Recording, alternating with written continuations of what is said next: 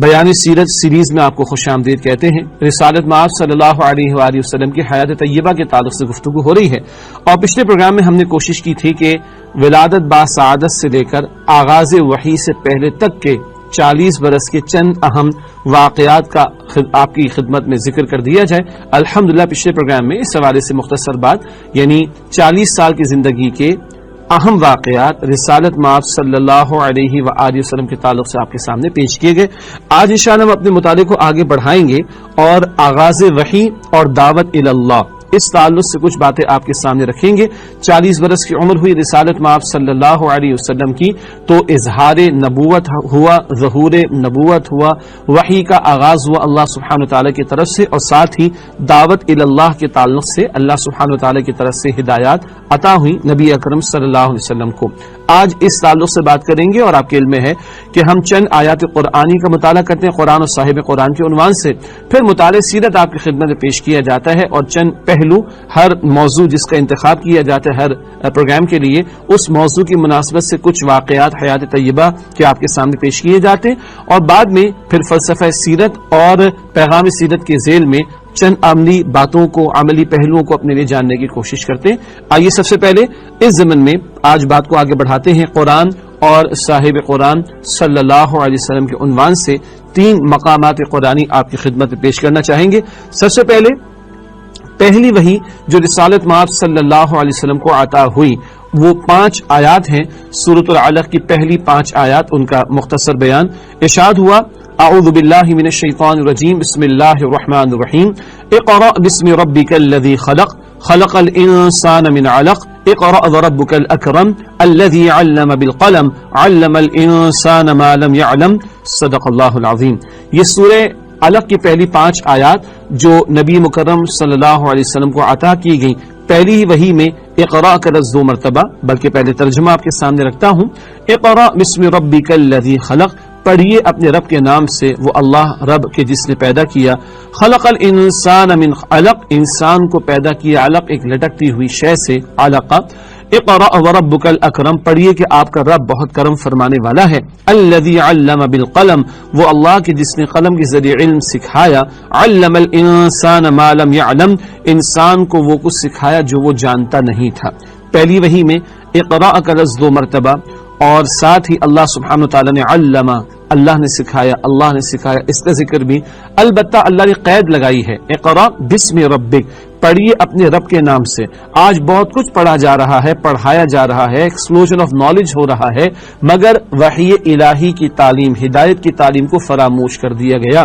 اللہ کا حکم پہلی وحی میں علم کے حوالے سے بھی آیا، اور یہ پڑھنا جو کچھ بھی ہے یہ رب کے نام کے ساتھ ہونا چاہیے۔ اس سارے علم اور ریسرچ اور تحقیق کا ایک بہت بڑا حاصل معرفت الہی بھی ہو، اور یہ علوم اور فنون تب ہی انسانیت کے لیے مفید ہو سکتے ہیں کہ جب یہ وحی الہی کی تعلیم کے تابع ہوں گے۔ بہرحال پہلی وحی میں علم کی فضیلت کا تذکرہ بھی ہمارے سامنے آ رہا ہے۔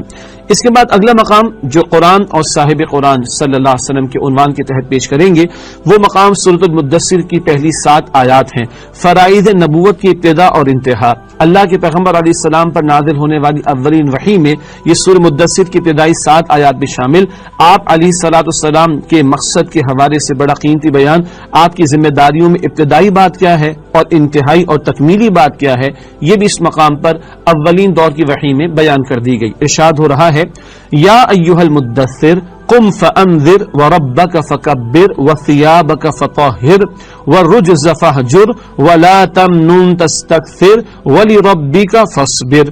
یہ پہلی 7 آیات، ان کا ترجمہ ابھی پیش کریں گے آپ کے سامنے، البتہ تھوڑی وضاحت بعد کی گفتگو میں آپ کے سامنے مزید آئے گی۔ یا ایھا المدثر، اے کپڑا اوڑھ کر لپیٹ کر سونے والے صلی اللہ علیہ وسلم، قم، کھڑے ہو جائیے، فانذر، اور لوگوں کو خبردار کیجیے، ڈرائیے اللہ کے عذاب سے، وربک فکبر، اور اپنے رب کی بڑائی کا بول بالا کیجیے، اس کی بڑائی کے نفاذ کی بھی محنت کیجیے، وثیابک فطہر، اور اپنے کپڑوں کو پاک رکھیے، والرجز فاہجر، اور ہر طرح کی ناپاکی سے دور رہیے، ولا تمنن تستکثر، اور بغیر کسی غرض کے فیاضی کا معاملہ کیجیے، وَلِرَبِّكَ فَاصْبِرْ، اور اپنے رب کی رضا حاصل کرنے کے لیے صبر کیجیے۔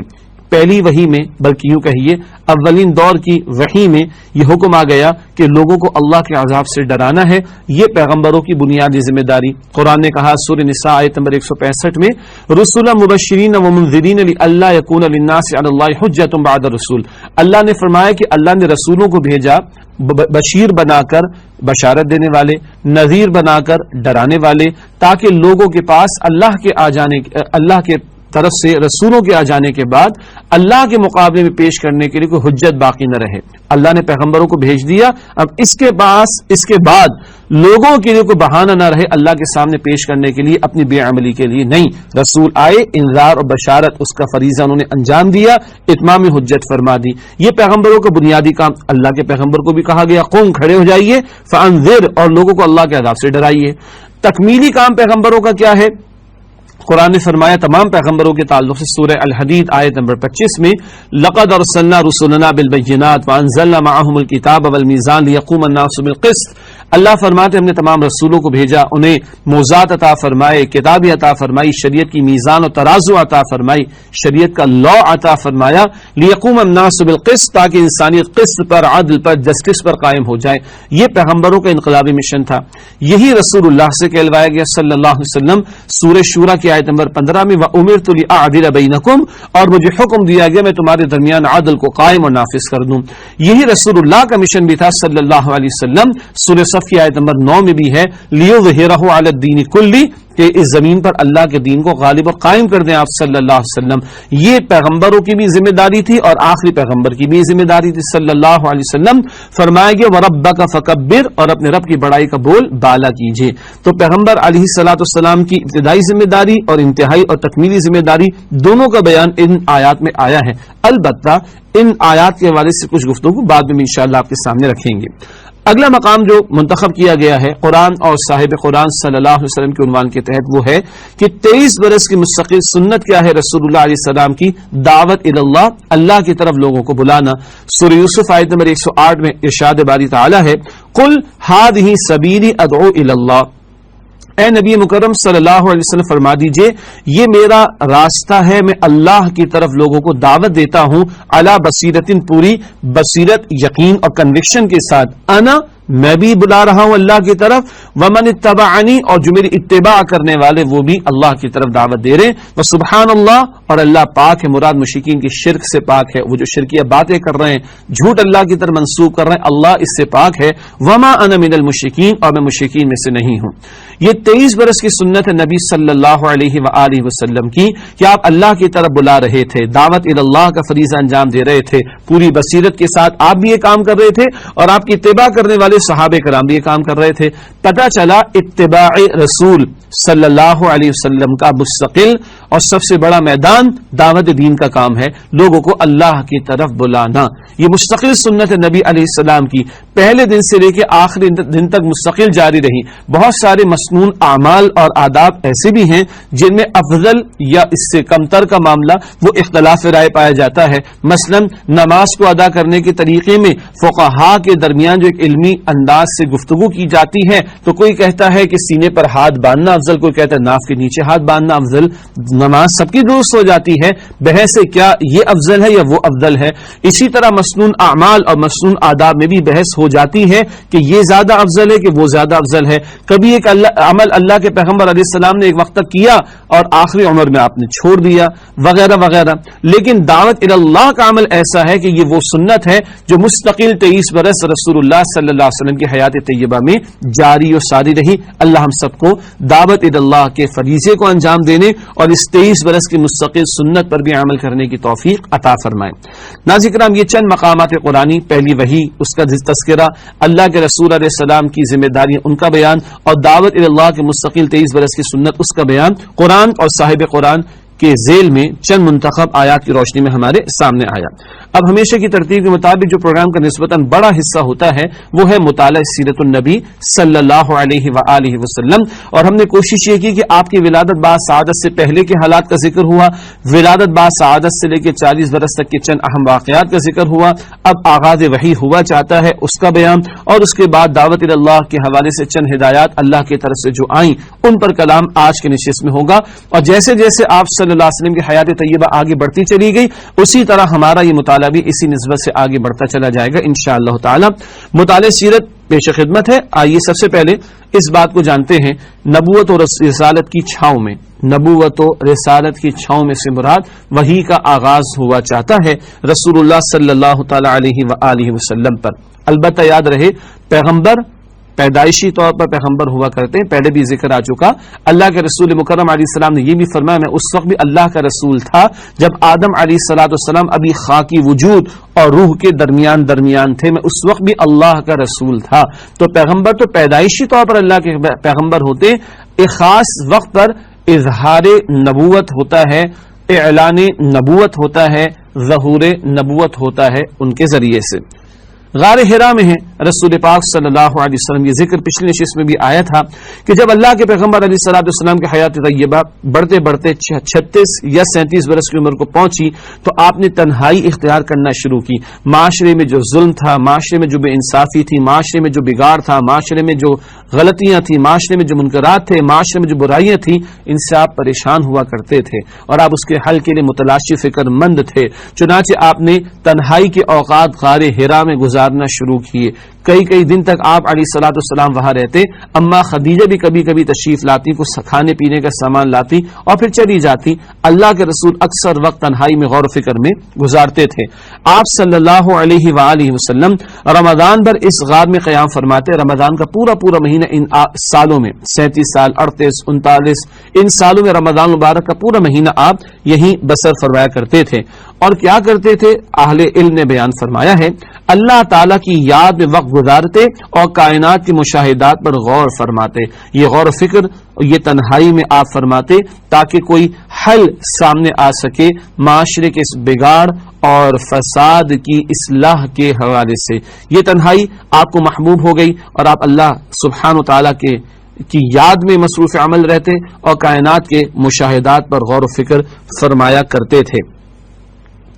حضرت عائشہ رضی اللہ تعالی عنہا فرماتی ہیں، رسول اللہ صلی اللہ علیہ وسلم پر وحی کی ابتدا نیند میں اچھے خواب سے ہوئی اور پیغمبر کا خواب بھی وہ سچا ہوا کرتا ہے۔ اور اما عائشہ رضی اللہ تعالی عنہا نے یہ بھی ارشاد فرمایا کہ آپ صلی اللہ علیہ وسلم جو بھی خواب دیکھتے تھے وہ سپیدہ صبح کی طرح نمودار ہوتا تھا، جو نیند میں آپ کو دکھایا جاتا اس کا معاملہ ظاہر میں بھی نظر آنا شروع ہو جایا کرتا تھا آپ صلی اللہ علیہ وسلم کو۔ پھر آپ صلی اللہ علیہ وسلم کو تنہائی محبوب ہو گئی، چنانچہ آپ صلی اللہ علیہ وسلم نے غار حرا میں خلوت اختیار فرمائی۔ خلوت کہتے تنہائی اختیار کرنے کو، جیسے کہ پہلے بھی ذکر آیا۔ یہاں تک کہ آپ صلی اللہ علیہ وسلم کے پاس فرشتہ آیا، مراد حضرت جبرائیل علیہ السلام، اور اس نے کہا کہ پڑھو، اقرا کا لفظ انہوں نے پڑھا۔ آپ صلی اللہ علیہ وسلم نے فرمایا کہ میں پڑھا ہوا نہیں ہوں۔ یہ مشہور واقعہ ہے۔ ایک رائے یہ بھی ہے کہ کچھ لکھا ہوا پیش کیا جبرائیل نے اور کہا کہ پڑھو۔ آپ صلی اللہ علیہ وسلم نے فرمایا کہ ما انا بقارئ، میں پڑھا ہوا نہیں ہوں۔ اس کے بعد ذکر ہے کہ آپ صلی اللہ علیہ وسلم فرماتے کہ اس پر اس نے مجھے پکڑ کر اس زور سے دبایا کہ میری قوت نچوڑ دی، زور سے دبایا جبرائیل نے علیہ السلام، پھر چھوڑ کر کہا کہ پڑھو۔ میں نے کہا کہ میں پڑھا ہوا نہیں ہوں۔ اس نے دوبارہ پکڑ کر دبوچا، پھر چھوڑ کر کہا کہ پڑھو۔ میں نے کہا میں پڑھا ہوا نہیں ہوں۔ اس نے تیسری بار پکڑ کر دبوچا، پھر چھوڑ کر کہا اقرأ بسم ربک الذی خلق خلق الانسان من علق اقرأ وربک الاکرم۔ پھر اگلی آیات الذی علم بالقلم علم الانسان ما لم یعلم۔ تیسری مرتبہ کے بعد جو جبرائیل نے پڑھا، رسول پاک علیہ الصلوۃ والسلام نے اس کو دہرایا۔ یہی وہ بات ہے جو سورۃ القیامہ بھی ایک اور انداز سے آتی ہے کہ لا تحرک به لسانک لتعجل به ان علینا جمعہ وقرآن فاذا قرأناه فاتبع قرآن۔ سورۃ قیامہ میں ہے کہ جب ہم پڑھنا مکمل کر لیں تو آپ پڑھیے، مراد اللہ کے حکم سے جبرائیل آپ کو پڑھائیں تو پھر آپ پڑھیں اے نبی صلی اللہ تعالی علیہ وآلہ وسلم۔ باقی اس میں علمی اعتبار سے اور بھی تفصیلات اور بھی مباحث ہیں، البتہ اس کا یہاں پر موقع نہیں ہے۔ یہ پہلی وحی ہے جو رسالت میں آپ صلی اللہ علیہ وآلہ وسلم کو رب کائنات کی طرف سے عطا ہوئی۔ اس پر کیا ہوا؟ ان آیات کے ساتھ رسول اللہ صلی اللہ علیہ وسلم حضرت خدیجہ رضی اللہ تعالی عنہا کے پاس تشریف لائے۔ یہ ظاہری اعتبار سے پہلا ایک موقع اور معاملہ مرحلہ تھا. اللہ کے پیغمبر علیہ السلام کو کچھ اندیشے سے محسوس ہونے لگے، چنانچہ آپ بیوی خدیجہ کے پاس تشریف لائے. فرمایا کہ مجھے چادر اڑھا دو، مجھے چادر اڑھا دو. زملونی زملونی دثرونی دثرونی، مجھے چادر اڑھا دو، مجھے چادر اڑھا دو. یہ الفاظ اللہ کو اتنے پسند آئے کہ اللہ نے بعد میں کلام بھی ایسے ہی فرمایا، یا ایھا المزمل، اے چادر کو اوڑھ کر، کپڑے کو اوڑھ کر لپیٹ کر سونے والے. یا ایھا المدثر، اے چادر کو، کپڑے کو لپیٹ کر اوڑھ کر سونے والے. صلی اللہ علیہ وآلہ وسلم. انہوں نے آپ صلی اللہ علیہ وسلم کو چادر اڑھا دی، یہاں تک کہ آپ کا خوف جاتا رہا. اس کے بعد آپ صلی اللہ علیہ وسلم نے فرمایا یہ مجھے کیا ہو گیا ہے، مجھے تو اپنی جان کا ڈر لگتا ہے. پیغمبر اللہ کے چنے ہوئے بندے ہوتے ہیں اور آپ تو سب سے بڑھ کر چنے ہوئے تھے، امام الانبیاء ہیں صلی اللہ علیہ وسلم. مگر پیغمبروں کو اللہ نے انسانوں میں سے ہی چنا، مگر یہ اللہ کے خاص چنے ہوئے بندے ہوا کرتے تھے. وہ کیفیات جو انسانوں کے ساتھ لگی ہوئی ہیں فطری اعتبار سے، وہ پیغمبروں کے ساتھ بھی لگی ہوئی ہیں. چنانچہ اس طرح کے مراحل سے پیغمبر بھی گزرے ہیں. تو یہ اندیشہ سا کچھ اللہ کے پیغمبر علیہ السلام کو، خوف سا کچھ پیغمبر علیہ السلام کو محسوس ہونے لگا. تو اما خدیجہ رضی اللہ تعالی عنہا نے نہ صرف یہ کہ تسلی دی بلکہ بہت پیاری باتیں آگے عطا فرمائی. حضرت خدیجہ رضی اللہ تعالی عنہا نے کہا کہ قطعا نہیں، بخدا آپ صلی اللہ علیہ وسلم کو اللہ تعالی رسوا نہ کرے گا. اس کے بعد جو جملے ہیں بہت قیمتی ہیں، اور 15 برس نبی اکرم علیہ الصلوۃ والسلام کی رفاقت کو اما خدیجہ رضی اللہ تعالی عنہا کے ساتھ بیت چکے ہیں. 15 برس کے کردار کی گواہی، جس کردار کا مشاہدہ اما خدیجہ نے کیا، ایک زوجہ نے کیا ہے، اندازہ کیجئے وہ کیا کردار کی گواہی ہے. آپ صلی اللہ علیہ وسلم صلہ رحمی کرتے ہیں، درماندوں کا بوجھ اٹھاتے ہیں، تہی دستوں کا بندوبست کرتے ہیں، مہمان کی میزبانی کرتے ہیں، اور حق کے مصائب پر اعانت کرتے ہیں. یہ بھی ذکر روایات میں ملتا ہے، جو آپ سے کٹتا ہے آپ اس سے جڑتے ہیں، جو آپ کو محروم کرتا ہے آپ اس کو عطا کرتے ہیں. یہ گھر سے گواہی آ رہی ہے کردار کی، زوجہ محترمہ کی گواہی ہے. صلہ رحمی، درماندوں کا بوجھ اٹھانا، تہی دستوں کو بندوبست کرنا، مہمان کی میزبانی کرنا، حق کے مسائل پر اعانت کرنا، اور جو کٹے اس سے جڑنا، جو محروم کرے اس کو عطا کرنا، جو برا کرے اس کے ساتھ اچھا سلوک کرنا. یہ اما خدیجہ کی گواہی ہے. رسول اللہ علیہ الصلوۃ والسلام کے اخلاق کے بارے میں کردار اور اخلاق کی گواہی پہلے پیش ہو چکی ہے. اب لوگوں کے سامنے کلمہ توحید کی دعوت رکھیں گے رسول اللہ صلی اللہ علیہ وآلہ وسلم. زندن ہم بھی غور کریں، آج ہم میں سے جو لوگ بھی شادی شدہ ہیں، ہمارے کردار کے بارے میں گھروں سے کیا گواہی آ رہی ہے، چیک کر لیں. کہتے ہیں کہ بندہ باہر تو بڑا لیڈر ہوتا ہے، اصل لیڈر وہ ہوتا ہے جس کو گھر میں بھی لیڈر مانا جاتا ہو. چیک کر لیا جائے ہمارے بارے میں کس طرح کی گواہی آ رہی ہوتی ہے. اس کے بعد وحی کی بندش کا معاملہ ہوا اور کچھ انتظار کرنا پڑا رسول اللہ علیہ السلام کو. اس پر مزید آگے بات بھی آئے گی، اس کی حکمت بھی تھی، وہ آگے بیان ہوگی انشاءاللہ. وحی کی اس مختصر بندش کے عرصے میں رسول اللہ علیہ الصلوۃ والسلام غمگین رہے اور آپ پر حیرت و استعجاب طاری رہا. وحی پہلی آ گئی، اس کے کچھ عرصے تک کچھ وقفہ رہا، اس کی حکمت آگے بیان ہو رہی ہے، مگر آپ غمگین ہو گئے اور آپ صلی اللہ علیہ وسلم پر حیرت اور استعجاب بھی طاری رہا. صحیح بخاری کی روایت ہے، اس دوران کچھ کیفیت بھی آپ پر بیتی. وہی بند ہو گئی، جس سے رسول اللہ صلی اللہ علیہ وسلم اس قدر غمگین ہوئے کہ کئی بار بلند و بالا پہاڑ کی چوٹیوں پر تشریف لے گئے کہ وہاں سے لڑک جائیں. لیکن جب کسی پہاڑ کی چوٹی پر پہنچتے کہ اپنے آپ کو لڑکھا لیں تو حضرت جبریل علیہ السلام نمودار ہوتے اور فرماتے، اے محمد صلی اللہ علیہ وسلم، آپ اللہ کے رسول برحق ہیں، اور اس کی وجہ سے آپ کا اضطراب تھم جاتا، نفس کو قرار آ جاتا اور آپ واپس آ جاتے. پھر جب آپ صلی اللہ علیہ وسلم پر وحی کی بندش طول پکڑ جاتی تو آپ پھر اسی جیسے کام کے لیے نکلتے. لیکن جب پہاڑ کی چوٹی پر پہنچتے تو حضرت جبریل علیہ السلام نمودار ہو کر پھر وہی بات دہراتے. ایک انسانی سطح پر اگر غور کریں تو بالکل نیا معاملہ ہے پیغمبر علیہ الصلوۃ والسلام کے لیے، اور اس کیفیت سے آپ وقتی معاملہ ہے، اور یہ نئے تجربے سے اللہ کے پیغمبر ابھی گزر رہے ہیں. تو یہ کس طرح کی کیفیت ہے جس کے لیے تسلی بعد میں عطا بھی ہوئی اللہ سبحانہ و تعالی کی طرف سے. صحیح بخاری میں اسی طرح ایک اور روایت مروی ہے میں چلا جا رہا تھا، رسول اللہ علیہ الصلوۃ والسلام بیان فرما رہے ہیں، میں چلا جا رہا تھا کہ مجھے اچانک آسمان سے ایک آواز سنائی دی. میں نے آسمان کی طرف نگاہ اٹھائی تو کیا دیکھتا ہوں کہ وہی فرشتہ جو میرے پاس حرا میں آیا تھا آسمان و زمین کے درمیان کرسی پر بیٹھا ہے. میں اس سے خوفزدہ ہو کر زمین کی طرف جا جھکا. پھر میں نے اپنے اہل خانہ کے پاس آ کر کہا مجھے چادر اڑھا دو، مجھے چادر اڑھا دو.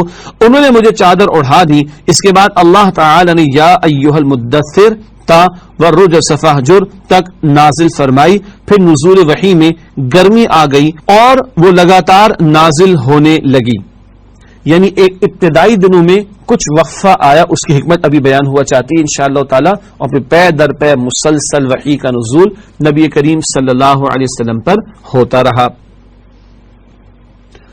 وحی کی بندش کے حوالے سے رب کائنات کی طرف سے تسلی. ابتدائی دور میں یہ آیات بھی اللہ تعالیٰ نے نبی علیہ السلام پر نازل فرمائی. وَالضُّحَىٰ وَاللَّيْلِ إِذَا سَجَىٰ مَا وَدَّعَكَ رَبُّكَ وَمَا قَلَىٰ وَلَلْآخِرَةُ خَيْرٌ لَكَ مِنَ الْأُولَىٰ. ترجمہ: آفتاب کی روشنی کی قسم اور رات کی تاریکی کی جب چھا جائے کہ اے محمد صلی اللہ علیہ وسلم، آپ کے رب نے نہ تو آپ کو چھوڑا اور نہ آپ سے ناراض ہوا، اور آخرت آپ کے لیے پہلی حالت یعنی دنیا سے کہیں بہتر ہے. پہلی بات سورج کی روشنی کی قسم کھائی، پھر رات کی تاریکی کی. رات کی شدید تاریکی، اسی میں انسان کو سکون کی نیند میسر آتی ہے. دن میں بھاگ دوڑ ہے، محنت ہے، مشقتیں ہیں، آدمی تھک سا جاتا ہے، اور اس تھکاوٹ کے بعد سکون کی نیند مل جاتی، پھر فریش ہو جاتا ہے. تو وحی کا نزول ایک بڑا بھاری معاملہ ہے، بڑی ذمہ داری کا معاملہ ہے. اولاً اللہ کے پیغمبر علیہ السلام پر جو اس وحی کا نزول ہوا تو کچھ وقفہ اللہ نے عطا فرما دیا تاکہ اتنی بڑی بھاری ذمہ داری کو ادا کرنا، اور یہ جو وحی کا لفظ بوجھ ذمہ داری کے معنی میں یہ چلا آ رہا ہے، اس کو سہارنا آپ کے لیے آسان ہو جائے، یہ تسلی اللہ کی طرف سے عطا فرما دی. بعض مشرکین نے کہا کہ ان کا رب اسے ناراض ہو گیا. ایسا قطعا نہیں، نہ آپ کے رب نے آپ کو چھوڑا نہ وہ آپ سے ناراض ہوا. اور وَلَلْآخِرَةُ خَيْرٌ لَكَ مِنَ الْأُولَىٰ، ایک مطلب تو وہی جو ترجمے میں آپ کے ہمارے سامنے آیا، آخرت آپ کے لیے پہلی حالت یعنی دنیا سے کہیں بہتر ہے. اور ایک ترجمان یہ کہ ہر بعد والی کیفیت پہلی سے بہتر ہوگی. مکہ مکرمہ میں شدائد و مصائب و تکالیف سے گزرنا ہے. اور ایک اور ترجمانی اہل علم نے یہ بیان فرمائی کہ ہر بعد والی کیفیت پچھلی کیفیت سے بہتر ہوگی. مکے کے 13 برس میں شدائد اور مصائب اور تکالیف ہیں، البتہ مدنی دور میں فتوحات اور نصرت بھی اللہ کی طرف سے آئیں گی. اسی طرح قرآن کہتا ہے فَإِنَّ مَعَ الْعُسْرِ يُسْرًا إِنَّ مَعَ الْعُسْرِ يُسْرًا، پس یقیناً مشکل کے ساتھ آسانی ہے، یقیناً مشکل کے ساتھ آسانی ہے. ناظرین کرام، الحمدللہ پہلی وحی کا نزول اور اس کے بعد کچھ بندش آ جانا یعنی وقفہ آ جانا اور اس کی حکمت کا بیان بھی ہمارے سامنے آیا. اس وقت ہمارا موضوع ہے حکم تبلیغ اور تقاضے. آئیے بات کو آگے بڑھاتے ہیں اور اس حوالے سے سورہ المدثر کی ابتدائی 7 آیات جن کا پہلے بھی آپ کے سامنے ذکر کیا گیا، انہی کا مزید مطالعہ آپ کے سامنے رکھتے ہیں. جیسے کہ ابتدا میں ذکر ہوا کہ یہ اولین دور کی وحی میں سے چند آیات ہیں جو نبی اکرم علیہ السلام کو عطا کی گئی. یا ایھا المدثر قم فانذر وربک فکبر وثیابک فطہر ورجز فہجر ولا تمنن تستکثر ولربک فاصبر. ترجمہ ایک دفعہ پھر پیش خدمت ہے. اے کپڑے میں لپٹنے والے محمد صلی اللہ علیہ وسلم، اٹھیے اور خبردار کر دیجئے اور اپنے رب کی بڑائی بیان کیجئے اور اپنے کپڑوں کو پاک رکھیے اور ناپاکی سے دور رہیے اور بغیر کسی غرض کے بھلائی کیجئے اور اپنے پروردگار کے لیے صبر کیجئے. یہ سورۃ المدثر کی پہلی 7 آیات کا ترجمہ ہے. اس میں چند نکات بڑے اہم ہیں، ان کو سمجھتے ہیں.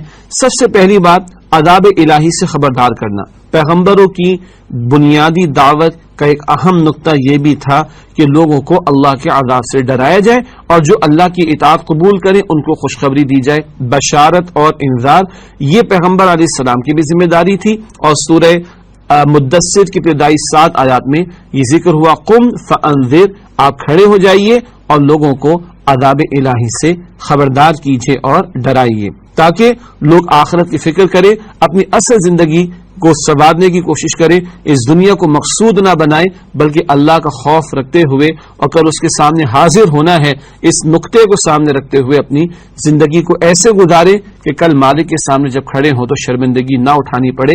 تمام پیغمبروں کی دعوت کا بھی یہ بنیادی نقطہ اور یہ رسول اللہ صلی اللہ علیہ وسلم کی بھی دعوت کا بنیادی نقطہ ہے. دوسری بات، بڑائی صرف رب کے لیے ہے وَرَبَّكَ فَكَبِّرْ، اور اپنے رب کی بڑائی کا بول بالا کیجیے. یہ نقطہ سمجھنے کی ضرورت ہے. ہم کہتے ہیں تکبیر، تو کیا تکبیر کا مطلب صرف اللہ اکبر کہہ دینا ہے؟ اور ہم نے اللہ اکبر کہہ دیا، سن لیا، تو کیا اللہ کی بڑائی بیان ہو گئی؟ قطعاً نہیں. عربی میں چند الفاظ ہیں جیسے کہ تشہیر، اس کا مطلب ہوتا ہے ٹو ایڈورٹائز، پھیلانا. ایک لفظ ہے تسہیل، یعنی آسان کرنا، to make something easy. تو تشہیر پھیلانا، تسہیل آسان کرنا. تو تکبیر کا مطلب کیا ہوگا؟ بڑا کرنا. کیا مطلب؟ زمین تو اللہ کی ہے، مگر یہاں کچھ لوگ معاذ اللہ خدائی اختیارات اپنے ہاتھوں میں لینا چاہتے ہیں، حاکم بن کر لوگوں کو محکوم بنانا چاہتے ہیں، بندے بندوں پر حاکم بن کر بیٹھے ہوئے. نہیں، بندوں کو بندوں کی غلامی سے نکال کر بندوں کی رب کی غلامی میں لانا.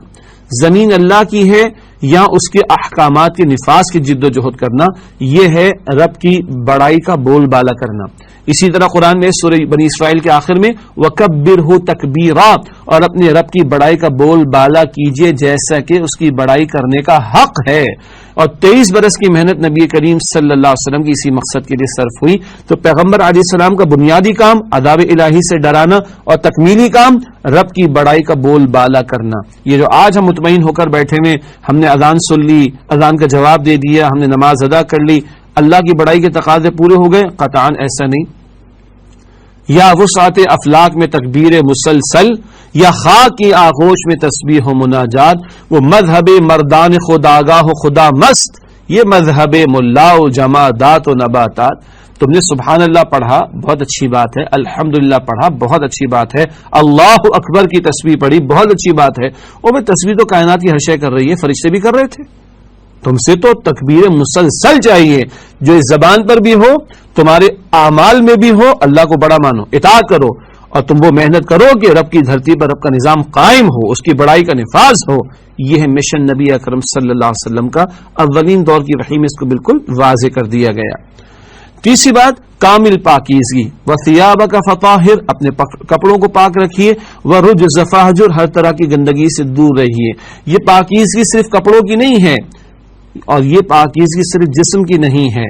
پاکیزگی کپڑوں میں بھی مطلوب ہے، جسم میں بھی مطلوب ہے، آدمی کے ماحول میں بھی مطلوب ہے، آدمی کی زبان پر بھی پاکیزگی مطلوب ہے، نگاہ میں بھی پاکیزگی مطلوب ہے، سماعت میں بھی پاکیزگی مطلوب ہے، باطن میں بھی پاکیزگی مطلوب ہے، نیتوں میں بھی پاکیزگی مطلوب ہے، عقائد میں بھی پاکیزگی مطلوب ہے، اعمال میں بھی پاکیزگی مطلوب ہے، کردار میں بھی پاکیزگی مطلوب ہے. اور پھر باہر نکلو، ماحول میں بھی پاکیزگی مطلوب ہے. منکرات کا خاتمہ ہونا چاہیے، اللہ کے احکامات کا نفاذ ہونا چاہیے، معصیت اور گناہوں کے کاموں کو ختم ہونا چاہیے. امر بالمعروف کا حکم، ونہی عن المنکر کا حکم، نیکی کا حکم دو، اس کا حکم ہے ہمیں، اور بدی سے روک، اس کا حکم ہے ہمیں. یہ رسول اللہ کا مشن تھا علیہ الصلوۃ والسلام. سورۃ الاعراف کی آیت نمبر 157 میں یأمرون بالمعروف وینہون عن المنکر، آپ معروف کا بھلائی کا حکم دیتے ہیں اور منکر سے روکتے ہیں. اب یہ امت کو کرنا ہے. تأمرون بالمعروف وتنہون عن المنکر، تم بہترین امت ہو، تمہیں انسانوں کے لیے برپا کیا گیا، تم نیکی کا حکم دو گے، بدی سے روکو گے. یہ سورہ آل عمران آیت نمبر 110 میں گفتگو آئی ہے. پھر جد و جہد میں صرف رضائے الہی پیش نظر ہو. ولا تمنن تستکثر، آپ بغیر کسی غرض کے دیے چلے جائیے، فیاضانہ رویہ اختیار کیے جائیے. مراد کیا ہے؟ جو محنت کرنی ہے وہ اللہ کی رضا کی خاطر، مخلوق خدا کی خدمت ہو، ان تک اللہ کے دین کا پیغام پہنچانا ہو، یہ محض اللہ کی رضا کے لیے. ایمان والوں کی ایک شان بیان ہوتی ہے سورہ دہر میں، انما نطعمکم لوجہ اللہ لا نرید منکم جزاء ولا شکورا، ہم تو تمہیں اللہ کی خاطر کھلاتے ہیں، نہ تم سے کوئی بدلہ چاہتے نہ شکر گزاری چاہتے ہیں. اور ہر پیغمبر نے کہا ان اجری الا علی اللہ، میرا اجر تو اللہ سبحانہ و تعالیٰ کے ذمے ہے. تو جو عمل کر رہے ہیں محض اللہ کی رضا کے لیے، اللہ کو راضی کرنے کے لیے. اور آخری بات کیا ہے؟ شدید مصائب سے گزرنا اور صبر لازم ہے. وَلِرَبِّكَ فَاصْبِرْ، اور اے نبی صلی اللہ علیہ وسلم اپنے رب کی رضا کے لیے صبر کیجیے گا. دعوت دین کا کام ہو تب بھی صبر کے مراحل آئیں گے، اور باطل سے ٹکراؤ ہوگا تب بھی صبر کے مراحل آئیں گے، اور جنگ بھی کبھی آ جائے حق و باطل کے ٹکراؤ کے نتیجے میں تب بھی صبر کے مراحل آئیں گے. اس ساری 23 برس کی محنت کو دیکھیے جو رسالت مآب علیہ السلام نے فرمائی. صبر مستقل آپ کو ہمیں دکھائی دے گا. کبھی دعوت دین کے کام کے دوران، کبھی بیت اللہ شریف میں آپ حالت سجدہ میں ہوں، آپ پر اونٹ کی اوجری لا کے ڈال دی جائے، کبھی آپ کو شیب ابی طالب میں مقید کر دیا جائے، قید کر دیا جائے، کبھی ہجرت پر مجبور کر دیا جائے، روتی آنکھوں سے بیت اللہ شریف کو چھوڑ دینے پر مجبور کر دیا جائے. کبھی بدر کے میدان میں آپ کھڑے ہیں, کبھی احد کے میدان میں 70 صحابہ کے لاشوں کو دیکھ رہے ہیں, کبھی احزاب کے موقع پر پیٹ پر پتھروں کو آپ نے باندھا ہوا ہے, اور کبھی فتح مکہ کے موقع پر پورا اختیار ہے کہ ان کی گردنیں اڑا دی جائیں, معافی کا اعلان بھی ہو رہا ہے. کیسا کیسا صبر ہے. 23 برس کی زندگی صبر سے تعبیر ہوتی ہوئی ہمیں دکھائی دیتی ہے. یہ وہ آئندہ 23 برس کا مشن دعوت دین بھی ہے اور نفاذ دین کی جد و جہد بھی ہے. اس پورے مشن کے لیے ایک روڈ میپ ہے جو سورۃ المدثر کی ابتدائی 7 آیات میں ہمیں عطا ہوتا ہوا دکھائی دیتا ہے اللہ سبحانہ وتعالی کی طرف سے. اب ایک چھوٹا سا تجزیہ ناظرین کرام کرتے ہیں جس کے مطابق آئندہ کی نشستوں میں کئی پروگرامز آپ کی خدمت میں پیش کیے جائیں گے انشاءاللہ تعالی, اور وہ یہ ہے مکی زندگی کل 13 برس, یعنی آپ کے ہمارے علم ہے کہ آغاز وحی کے بعد 23 برس نبی اکرم علیہ الصلوۃ والسلام کی حیات طیبہ ہے, اور 23 برس میں سے 13 برس مکہ مکرمہ میں ہے اور 10 برس مدینہ طیبہ میں ہے.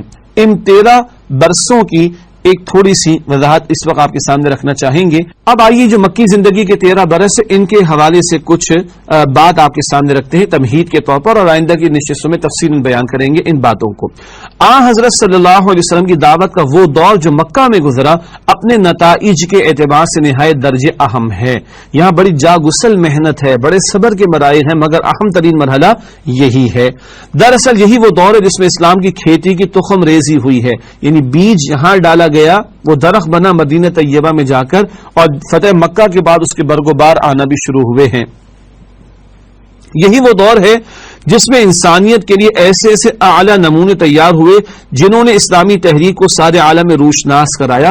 صحابہ کرام کی جماعت, اور ان میں بھی سابقون الاولون, اول ایمان لانے والے, وہ پائنیئر ہیں اس کام کے اندر, اور بعد والوں کے لیے جو اسلامی تحریک کو آگے لے کر بڑھیں گے, بعد والوں کے لیے وہ جو ہے وہ مشعل راہ بنے ہیں. تاریخ اور سیرت کی جو کتابیں اس وقت موجود ہیں ان میں مکی دور کی تفصیلات بہت ہی کم ملتی ہیں. مدنی دور میں تو باقاعدہ بہت سی باتیں مرتب بھی کی گئی, لکھی بھی گئی ہیں, لیکن مکی دور کی تفصیلات ہمیں موجود سیرت کی کتابوں میں, تاریخ کی کتابوں میں بہت کم ملتی ہیں. اس دور کی اہمیت اور اس کے سبق آموز حالات کو جاننے کے لیے قرآن پاک کے اس حصے کا بغور مطالعہ ضروری ہے جو مکہ میں نازل ہوا. اور یہ بھی بڑی اہم بات ہے, آپ کے علم میں ہوگا 2/3 اس سے کچھ زائد قرآن مکی قرآن ہے. 2/3 2/3 66% کہنے ہیں 2/3 کو, 2/3 اس سے کچھ زائد یہ مکی قرآن ہے, یعنی مکی صورتیں قرآن حکیم میں. یہاں مکی دور کے جو 13 برس ہیں ان کے حوالے سے واضح طور پر کئی تفصیلات ہمارے سامنے آتی ہیں. مکی صورتوں کے مطالعے سے انداز دعوت, اس وقت کے حالات اور واقعات کی تفصیلات معلوم ہوتی ہیں. کن حالات میں ساری دعوت دین پیش کی جا رہی تھی, کن حالات میں معاملات پیش آ رہے تھے, اور کیا معاملات پیش آ رہے تھے, قرآن حکیم کی مکی صورتوں کے مطالعے سے وضاحت ملتی ہے. توحید اور آخرت کے دلائل, سیرت کی تعمیر کے لیے ہدایات, اور حق و باطل کی انتہائی صبر آزما کشمکش کی تفصیلات معلوم ہوتی ہیں. مکی دور میں ایمانیات کا بیان بھی جاری ہے, توحید کے دلائل بھی ہیں, آخرت کے دلائل بھی ہیں. صحابہ کی جماعت کی تربیت ہو رہی ہے, تو اللہ والے کیسے پروڈیوس ہوں گے, ان کے اندر کیا کوالٹیز ہونی چاہیے, ان کا بیان بھی ہے. اور ایک حق و باطل کی کشمکش بھی وہاں پر جاری ہے, اس کشمکش کے دوران کیا کچھ پیش آتا رہا, اس کی تفصیلات بھی مکی صورتوں سے ہمیں ملتی ہیں. نیز تحریک کو آگے بڑھانے اور تحریک کے علم برداروں کو ان کے مقام پر قائم رکھنے کی جد و جہد کی تفصیلات سامنے آئیں. بدلتے حالات میں صبر کا مظاہرہ, استقامت کا مظاہرہ, جمے رہنے کا مظاہرہ, ڈٹے رہنے کا مظاہرہ, اللہ والوں کا یہ ذکر بھی مکی صورتوں میں ہمارے سامنے آتا ہے, اور ان کے لیے جد و جہد کے حوالے سے رہنمائی اور رب کائنات کی طرف سے ہدایات, یہ بار بار مکی صورتوں میں ہمارے سامنے آتی ہیں. ان تفصیلات کا علم قرآن پاک کے براہ راست اور بغور مطالعے کے بغیر ممکن نہیں. تو گویا مکی صورتوں کی زیادہ تفصیلات معروف سیرت کی کتابوں میں کم ہیں. قرآن حکیم کا 2/3 یا اس سے کچھ زائد حصہ وہ جو مکی صورتوں پر مشتمل ہے, اس کا بغور مطالعہ وہ مکی دور کے حالات کو ہمارے سامنے کھول کھول کر پیش کرتا ہے. ایک اور اعتبار سے اگلی باتیں جو حیات طیبہ کے گوشے ہیں ان کے ضمن میں ان مکی آیات کی اہمیت, وہ میں چاہوں گا آپ کے سامنے ہمارے سامنے رہے. سورہ مدثر کی ابتدائی آیات کے بعد وحی کی آمد پورے تسلسل اور گرم رفتاری کے ساتھ جاری رہی. وہ ایک وقتی وقفہ آیا, اس کی حکمتیں ہم نے سمجھی, اور اب مستقل قرآن حکیم کا نزول نبی اکرم صلی اللہ علیہ وسلم پر ہو رہا ہے. اس دور میں چھوٹی چھوٹی آیتیں نازل ہو رہی تھیں. ان آیتوں کا خاتمہ یکساں قسم کے بڑے پرکشش الفاظ پر ہوتا تھا. مکی صورتوں کے اندر آپ کو ردم بڑا تیز اور فاسٹ ملے گا. سورہ مریم کو دیکھ لیجئے، بڑا قیمتی مقام قرآن حکیم کا، اور اس کی کلوزنگ بھی یعنی ہر آیت کا اختتام بھی یکساں قسم کے انداز کے الفاظ پر ہوا کرتا ہے. اور مکی دور کی جو صورتیں ہیں ان میں وہ صورتیں جو قرآن حکیم میں آخر میں ہیں وہ بالکل اولین دور میں نبی اکرم علیہ الصلوۃ والسلام پر نازل ہوئی. ان کی آیتیں بہت چھوٹی چھوٹی ہمیں ملتی ہیں. ان میں بڑی سکون بخش اور جاذب قلب نغمگی ہوتی تھی جو اس پر سکون اور رقت آمیز فضا کے عین مطابق ہوتی تھی. جیسے حالات پیش آ رہے اسی طرح کی آیات آ رہی ہیں، رہنمائی آ رہی ہے، اور بڑے خوبصورت دلکش انداز میں اللہ کا کلام نازل ہو رہا ہے. پھر ان آیتوں میں تزکیہ نفس کی خوبیاں اور آلائش دنیا میں لت پت ہونے کی برائیاں بیان کی جاتی تھیں.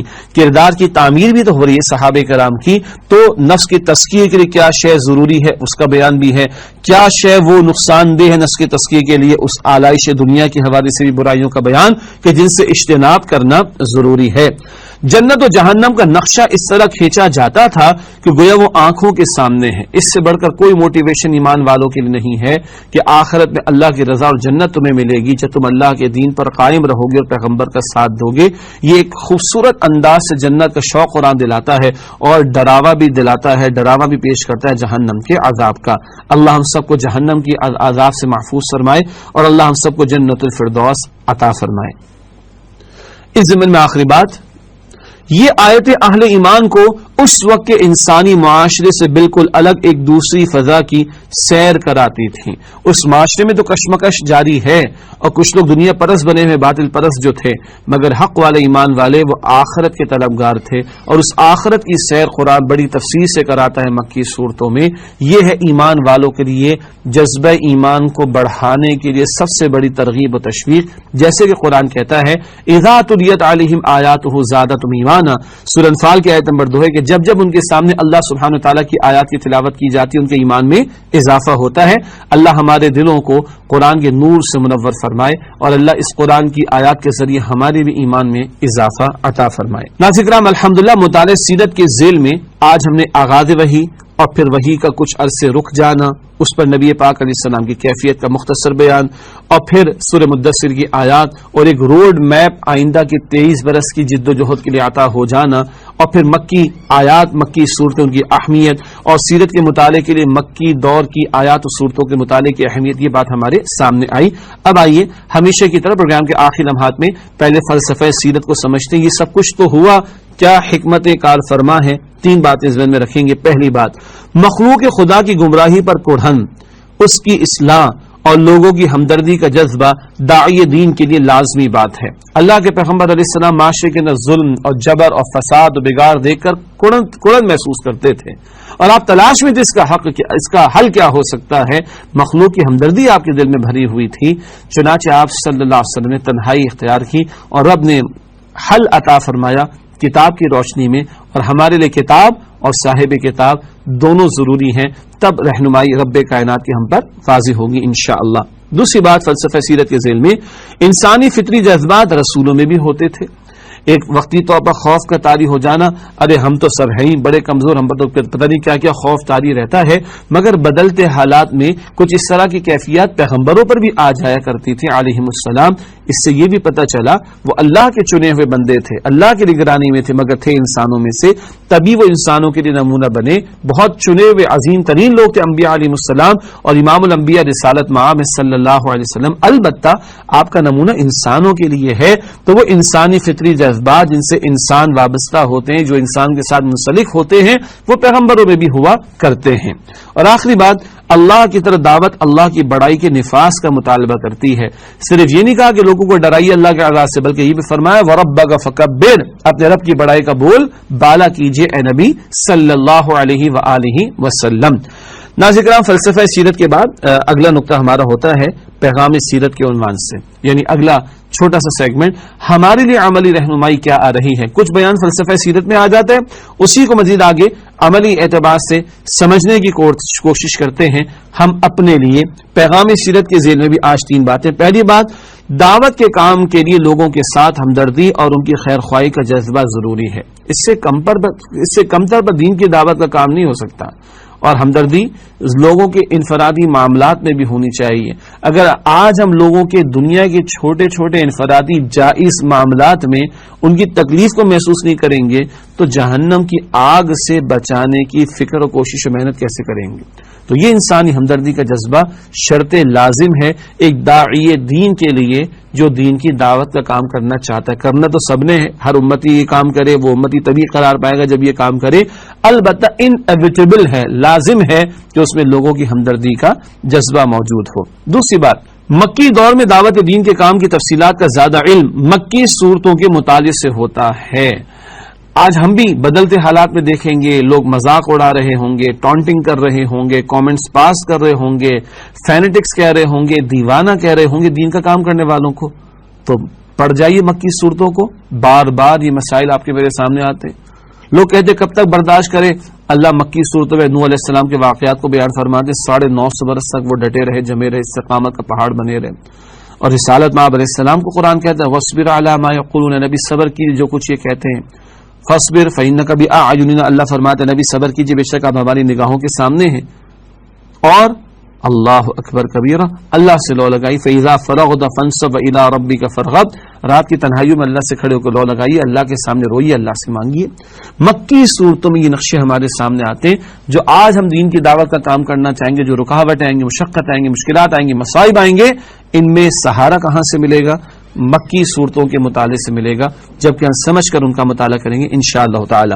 اور پیغام سیرت کے ذیل میں آخری نقطہ، پورے کے پورے دین کی دعوت دینا ضروری ہے جس میں اللہ تعالیٰ کی بڑائی کے نفاذ کی محنت بھی شامل ہے. اسلام صرف چند عبادات کا مجموعہ نہیں ہے، عبادات بہت اہم ہے، نماز ہے، زکوٰۃ ہے، روزہ اور حج ہے، مگر یہ پلرز آف اسلام ہے. پورے اسلام کی عمارت تو آگے بنے گی. اور اللہ اکبر ہم نے مسجد میں کہہ دیا، بہت اچھی بات ہے. مصلی پر کہہ دیا، بہت اچھی بات ہے. کیا اللہ کاروبار میں بھی بڑا ہے؟ اللہ پارلیمنٹ میں بھی بڑا ہے؟ اللہ عدالت میں بھی بڑا ہے؟ یعنی کیا پارلیمنٹ میں اللہ کی بڑائی نافذ ہے، عدالت میں اللہ کی بڑائی نافذ ہے، کاروبار میں اللہ کی بڑائی نافذ ہے، زمین پر اللہ کی بڑائی نافذ ہے؟ تو اللہ کے دین کی دعوت دیتے ہوئے پورے دین کی دعوت دینی ہے، اور صرف دعوت دینے پر اکتفا نہیں کرنا، اللہ کی بڑائی کی نفاذ کی جد و جہد بھی کرنی ہے، جو رسول پاک علیہ السلام کا بھی مشن تھا اور اب ختم نبوت کے بعد یہ امت مسلمہ کے کاندھوں پر ذمہ داری ہے. اللہ ہمیں اس کو ادا کرنے کی توفیق عطا فرمائے. ناظرین کرام، پیغام سیرت کے بیان کے بعد ہمیشہ کی طرح پروگرام کے آخر میں حدیث رسول صلی اللہ علیہ وآلہ وسلم پیش خدمت ہے. آج کی حدیث جامع ترمذی میں نقل ہوئی ہے. اللہ کے پیغمبر علیہ الصلوۃ والسلام کی بہت پیاری دعا، توجہ کیجیے گا، بہت پیاری دعا ہے آپ کی. آپ نے فرمایا اللہ تعالیٰ اسے تر و تازہ رکھے جو مجھ سے کوئی بات سنے اور اسے اسی طرح دوسروں تک پہنچا دے. سبحان اللہ، یہ رسول اللہ علیہ السلام کی دعا ہے. بہت توجہ فرمائیے گا. عام طور پر ٹرکس کے پیچھے، بسوں کے پیچھے لکھا ہوتا ہے، رکشوں کے پیچھے لکھا ہوتا ہے ماں کی دعا جنت کی ہوا. کتنا پیارا جملہ ہے. ماں ہے اتنی پیاری ہستی، اللہ ہماری ماؤں کا سایہ ہم پر قائم رکھے، اور چلی گئی تو اللہ ہمیں ان کے لیے صدقہ جاریہ بننے کی توفیق عطا فرمائے. البتہ ماں کی دعا ہم کہتے ہیں جنت کی ہوا. اگر میں عرض کروں رسول اللہ صلی اللہ علیہ وسلم کی دعا، تو اگلا جملہ ہے کوئی آپ کے پاس؟ میرے پاس تو نہیں ہے. کتنی بڑی دعا، کتنی پیاری دعا، کتنی عظیم دعا رسول اللہ نے دعا دی ہے صلی اللہ علیہ وسلم.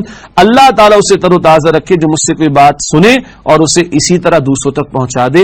آج دین کی دعوت کا کام ہم نے کرنا ہے، تبلیغ کا کام ہم نے کرنا ہے، قرآن کا پیغام ہم نے پہنچانا ہے، رسول اللہ علیہ السلام کی تعلیمات کو ہم نے پہنچانا ہے. جو یہ کرے اسے دعا دے رہے اللہ کے پیغمبر علیہ السلام، اللہ تعالیٰ اسے تر و تازہ رکھے جو مجھ سے کوئی بات سنے اور اسے اسی طرح دوسروں تک پہنچا دے.